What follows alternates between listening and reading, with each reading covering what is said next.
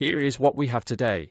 Tony Yengeni's remarks will be dealt with accordingly with many others that he has made over the past time. I called him this morning. I informed him over WhatsApp message that I'm going to charge him as the ANC for his misbehavior. That's what is going to happen. Lo bekhuluma la uSecretary General we-ANC uFikile Mbalula bekhuluma ukuthi uTony Yengeni uzochargewa. Kodwa ke njengomuntu obengenalwazi ukuthi wenzeni uTony Yengeni kangaka ngoba le ndaba ngiyiboni ikhulunywa ngayo ngase ngithi cha ngaphambi kokuba ngingene endabeni kaMbalula kodwa asiqale sithole ukuthi uchargewa njengoba kwenze njani. Nale misbehavior kuthiwa yenzile yini. Ngakho ke ngithole amavideo ambalwa la noma ngengifaka amavideo kodwa ngizofaka ama-audio la akhuluma khona ukuze uzizwele nawe ukuthi icala likaYengeni lona liphi alenzini elize limbeke esigabeni sokuthi ajajwe bese ngifaka inkulumo ephelele ke kaFikile Mbalula engicela nje ukwenza ukuthi uhlale la ubukele le video ulike usubscribe ushare bese ushiya umbono wakho kwi-comment section. Ngiyajabula kakhulu mangabe sixoxa lapha ku-comment section. Ngiyabonga kakhulu kwasabe subscribeile. Asiqale sizwe nakho kokuqala ke audio yokuqala ezositshela wenzeni uYengeni. So I'm saying that you can attack Zuma as much as you like and make him to be a bad man, but deal with the issues that the people are putting in front of you. Please, you know.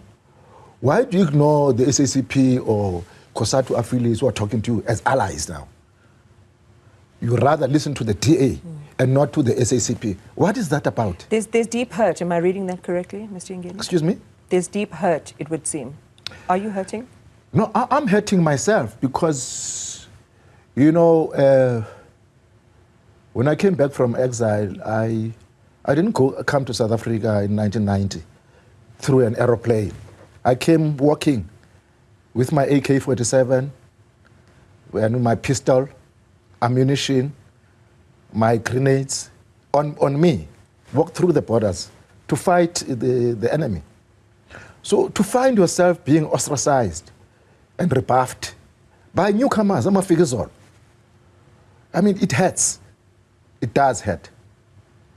Okuvelayo ke kule nkulumo yokuqala nje ukuthi umbaba lo Tony Yengeni uveza ukuthi akungablame uZuma kuyo yonke into engahambi kahle ku-ANC kodwa ake kulalela ukuthi abantu bathini ngoba yonke into manje kuba sengathi yonakale ngesikhathi bekuphethe uZuma ukusho ukuthi ANC njoba iphatha iminyaka ewu30 uZuma waphatha 9 years kulo 30 kulo 21 years ewuphathile konakale nje ngokuphatha kaZuma manje usho ukuthi cha ake kuyekwe ukunaka izinto ezibalekile nanokuthi abantu bathini asizwe nansi ilokuzana nesibili.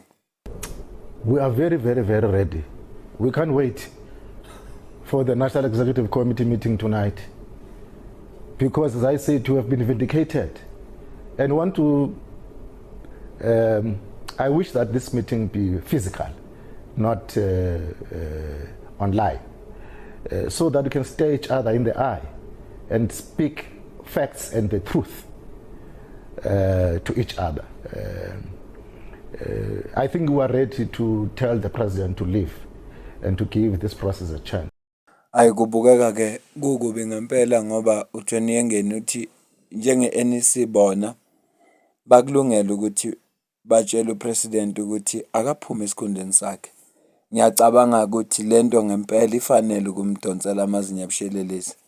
Ufanele ukuthi fanele adiscipline ngokuya ngabo ngoba ukhuluma okuphambene nabo bona bayathanda ukuthi upresident njengombalulu uyathanda upresident aqhubeke kodwa usho ukuthi iANC manje ihlukene phakathi ngoba kukhona abathi akaphuma upresident akashiye ngoba mhlawumbe uyehluleka asizwe esithathu. Tony is a loose cannon. He's a freelancer. He's not accountable to. Uzwele akukho ke mina engakuphawula. uTony Yengeni engiqaphilile uphambene akahambisani neGNU.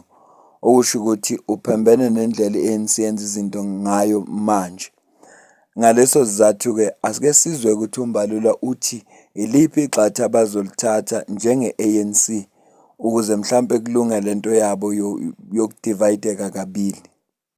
Tony Yengeni's remarks will be dealt with accordingly with many others that he has made over the past time.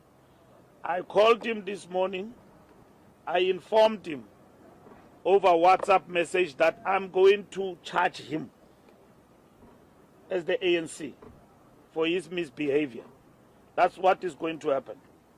Obed Bapela is going to be charged for distorting ANC policy and going to Morocco and doing things there that are an ANC. So they will be charged, including those who verbose things on social media early hours of the morning and bringing the ANC in disrepute. We will charge them. Who proclaim that they are not cowards.